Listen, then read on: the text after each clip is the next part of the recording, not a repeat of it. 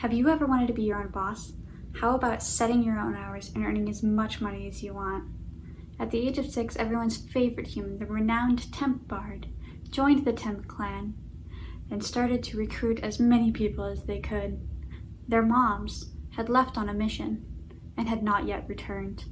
Tempest Bard decided to seek out their mothers, find them, and recruit people in order to join the Circle of 12. Should they join the Circle of 12, then they would be among the same ranks as their mothers, and would be able to possibly finally figure out what happened and why their only family had left them. On their journey, they have invested considerable energy into the mating and process and intimate relationships with every humanoid species. They seek knowledge of this in order to finally understand why it is that we fall in love and why those leave us. This can be quite a difficult journey if you're really only interested in girls and most don't seem to like you back. Lysander hails from the Firbolg clan deep in the forest of Tethir.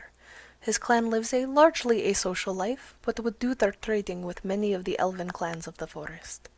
His entire family are worshippers of the Forest Father Sylvanus to various degrees, but his younger sister Dandelion was one of the most devout. The two of them spent many a day bonding over worship and the study of his teachings, her being chosen by Sylvanus as a cleric, and Lysander one of his paladins. But it was with his father where Lysander learned how to fight. They were a part of the clan's guard, protecting Tethir from human invasions. They were keeping in line with Sylvanus' teachings, preventing the humans from sullying the beauty of the great forest. On the crest of adulthood, the young of the clan are given a rite of passage. They are sent outside of Tethir to learn of the world, as a means of quenching the drive for adventure, seeking out knowledge, and allowing the young Firbolgs to choose to return home, instead of being stuck merely with the life they have always known. Lysander's elder brother Dianthus came home from a rite with a variety of tall tales of the lands outside the trees. Fearsome beasts, raucous human parties, roving orcish clans, and beautiful elven ruins. With each passing story, excitement grew in Lysander, ever eager for an opportunity to start his own rite. When that day finally came, with tearful goodbyes he made his way northward, and in a short time stumbled upon the gates of a ravaged Nightstone. He did not know then, but the things he would find beyond those walls would change his life forever. Oh wait, how's it? Anuk Hoki Iti, the smallest and youngest member of his island-traveling Goliath family, trained alongside his oldest brother in the druidic arts. Even though he was years behind his brother, Anuk always approached his lessons with a smile, imagination, and jovial nature. As Anuk traveled with his family, they would visit many tropical islands, small ports, and even larger ships at sea. The people always fascinated Anuk and sparked his curious nature. Soon, he was interested in trade, stories, and trading stories, yeah? That curiosity is what led him to part ways with his family, so he could begin his adventure, make his story, and maybe some coins on the side. His first adventure alone led him to a pirate crew. With his innocent nature, he sailed with them till their first attack on a merchant ship on the high seas. Realizing the pirate life was no life for him, he took his leave with the hard-made oaths of secrecy, 'cause you know, how could he tell this story if he couldn't tell about his time as a pirate? The captain knew this broad-faced young Goliath was never cut out for the life of larceny. So, they set him ashore near Waterdeep, where, with a smile and a laugh, Anuk set off to meet new friends and make new stories. And maybe some coins, yeah? Hello, Tumult here, your favourite cleric warlock genie hybrid. Just out here to tell you a little bit about myself, yeah? So, I came from a small caravan outside the town of Waterdeep with elves, humans, and halflings. Didn't really fit in well, obviously. Male Elgenossi, no one else around to vibe with. Not really my thing. But they were a traveling band of clerics that were helping protect the land from the corpses of monsters and adventurers that are just strewn around the world. But we focused mainly around Waterdeep. And I picked up a few bits of magics here and there. As you can tell, I'm not very good at it. But what I am good at was a secret temple that we found while on our patrols one night. Went inside and there was this ancient relic there.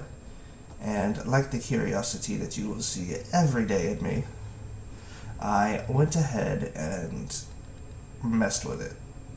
And it freed a genie who then had to inhabit my body to live because I destroyed his lamp. And that is the alternate ego inside me named Alt, who you hear me refer to a lot, and I'm off on my quest to free him. I took off to be a scholar to help find out more about genies and their relationships to Genasi because we are very compatible, it seems. And, then as I'm doing a typical run for beer, I run into a merry band of adventurers, and this is how our story begins. So, the Partos just speaks into this, and it goes in there. Okay. Hello. The Partos comes from what may be called humble beginnings. He belonged to a clan of furbolgs who have lived among the trees of the Ardid forests for generations. Tepartos is the third of 7 sons in the Tepartos line, and his full name is Tepartos III.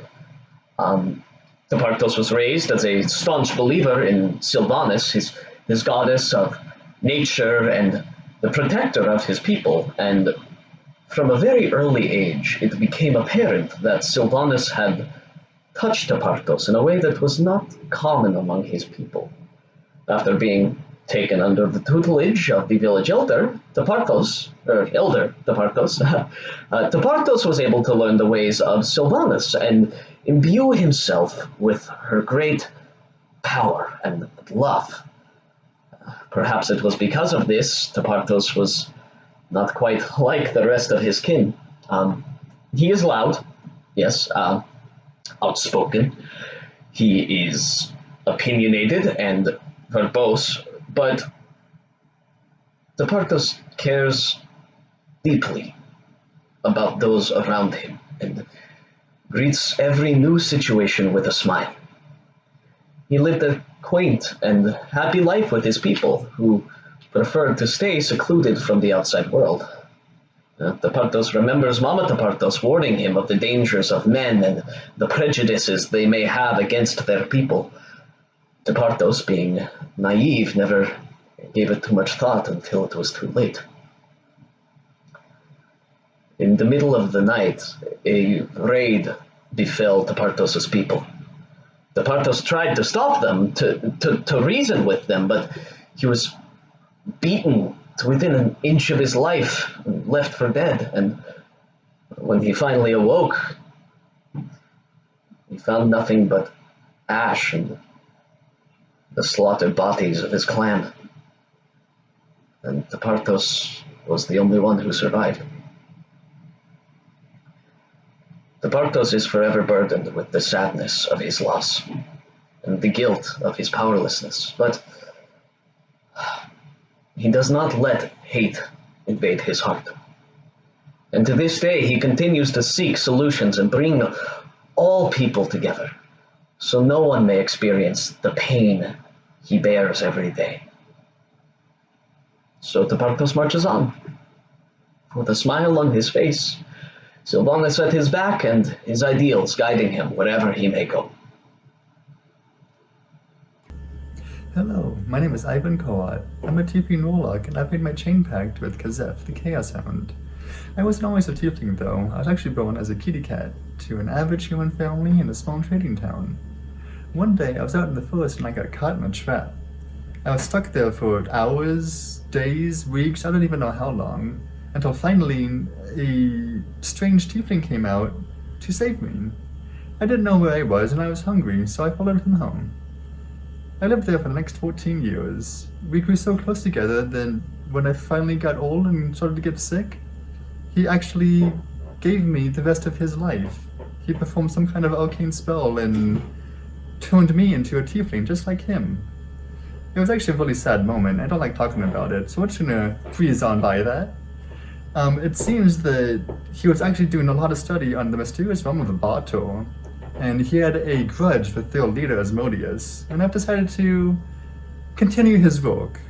In that spirit, I did research on how to attain magical powers, which brought me to my pact with Kazeth. Currently, I do realize that the task before me is great and dangerous, but the first step is to gather allies. So, I'm gonna go out and do my very best to gain as much friends as I can. Garigak was abandoned in the woods as a baby by his clan because the roving orcs did not want a half-orc in their midst. In those woods, he was found by a bear and her cubs, who took pity on the small child and raised him as her own. Garigak spent much of his childhood wrestling and playing with his cub siblings, but despite his new loving family, he always felt alone. At night, he would find himself staring up at the stars, feeling like something was missing. He asked his bear mother for her blessing to set out on a quest to find others like him. Tearfully, she agreed, and he left the woods he's always known. Full of excitement, Garigak stumbled his way into the town of Nightstone to find it in ruins, and nobody around.